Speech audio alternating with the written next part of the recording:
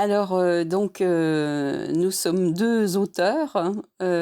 Françoise Smith qui, a été enseignante à l'Institut protestant de théologie à la faculté de Paris pendant presque 25 ans, de 1972 à 96, et moi-même qui suis donc, dans le même poste, enseignante à l'Institut protestant de théologie à la faculté de Paris, donc pour, l'Ancien Testament et l'hébreu, depuis 2010.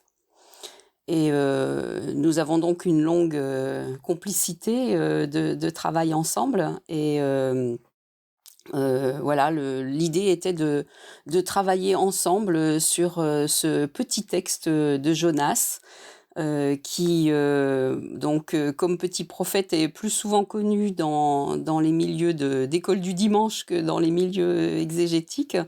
Et pourtant, Jonas, c'est beaucoup plus qu'un poisson, et ça n'est pas l'histoire d'une désobéissance punie. C'est pas du tout dans ce sens-là que nous le travaillons.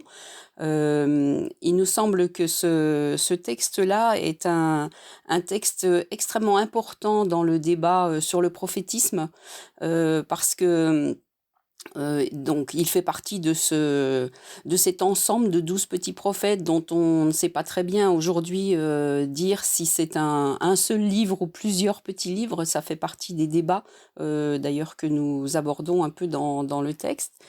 Mais surtout, c'est un livre, alors nous avons un parti pris très clair, c'est de le lire comme un ouvrage très tardif qui serait, donc de l'époque hellénistique, du IIIe siècle avant notre ère, et du coup, avec, toute une série d'interpellations par rapport, à la littérature hellénistique, qui repose un peu, les questions, sur un autre plan.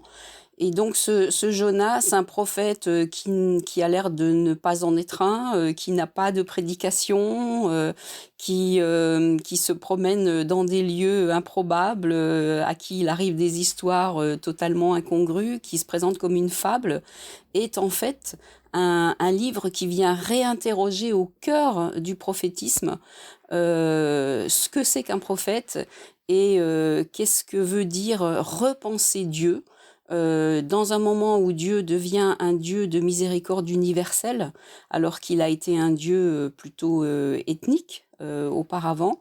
Et après la grande catastrophe de l'exil et toutes les bouleversements que tout ça a provoqué, comment est-ce qu'on peut, imaginer, relire les textes prophétiques aussi, les précédents? Est-ce qu'ils servent encore à quelque chose? Et donc, voilà, qu'est-ce que ces prophéties, ont encore à dire, pour un lecteur, pour un auditeur, du IIIe siècle? Et du coup, ensuite, ben, voilà, quelles sont les questions qui se reposent encore pour aujourd'hui?